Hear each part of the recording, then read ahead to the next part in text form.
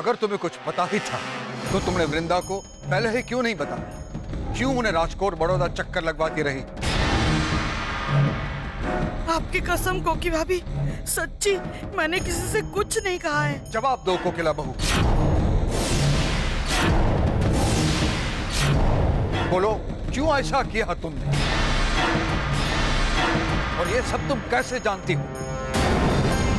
जी, मेरे डैडी ने मुझे बताया। इसका मतलब असली दोषी कोकिला नहीं, द्वारकादास जी।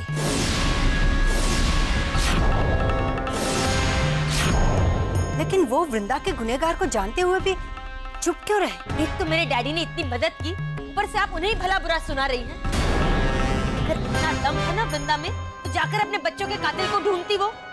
4 साल क्या 40 साल तक ढूंढती ना, फिर भी अपने बच्चों के कातिल तक नहीं पहुंच पाती वो। नीची आवाज में बात करो कोकिला बहू। तुम्हारी और तुम्हारे डैडी जी दोनों की हकीकत किसी से भी छुपी नहीं है। कम तो कोई किसी से भी नहीं है माँ। बेटी शेर है तो बाप सवा शेर है। अब बोलो ना, बोलती क्यों बंद हो गई तुम्हारी? सब जानना चाहते हैं कि इतनी बड़ी बात छिपाने के पीछे वजह क्या है। भला तो तुम लोग किसी का कर नहीं सकते हो, लेकिन तुम ऐसा क्यों किया तुमने को? कि क्या बात है इस चीज के पीछे? अरे मेहमानों के साथ ऐसा करते हुए तुम्हें बिल्कुल शर्म नहीं आई? यही सिखाया तुम्हारे डैडी जी ने तुमको? ऐसे संस्कार दिए उन्होंने?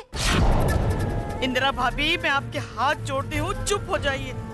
क्यों बारूद के ढेर को दिया सलाई दिखा रही हैं आप? फिर बैड है भाभी, आप मेरा मुंह न खुलवाए ना, उसी में आपकी भलाई है। और ना समीर, इस खेल में सिर्फ एक छोटा सा मोहरा है। अगर पूरी बाजी जीतना चाहती हो ना, तो मोहरे के साथ साथ पूरी बिसात पर ध्यान रखना पड़ता है। हुक्म के इक्के को इतनी छोटी सी चाल में जाया मत करो कोकी बेटे। अरे इससे तो ये पूरा मिथिवा मैंशन हिला देंगे हम लोग। यूं चिल्लाने से तुम्हारा गुनाह कम नहीं होगा कोकिला। और मुझसे ज्यादा तुम अपनी भलाई के बारे में फिक्र करो। जाकर सीधे पैर पकड़ लो वृंदा जी के। अगर उन्होंने तुम्हें माफ कर दिया ना, तो समझो हम सब भी तुम्हें माफ कर देंगे। देखिए भाभी, चुप रहो तुम लोग।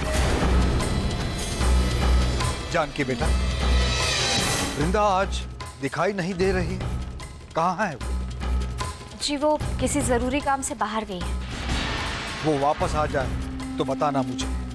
सच क्या है और क्या नहीं, ये वही बेहतर बता सकती है।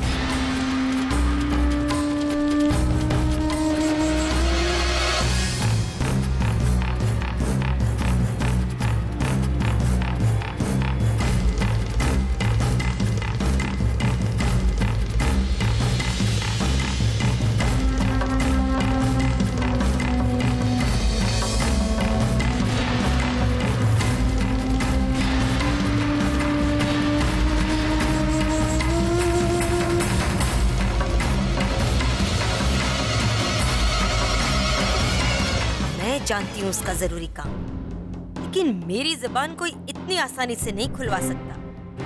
अब तो सच आप उसी के मुंह से सुनना, वही बताएगी सब।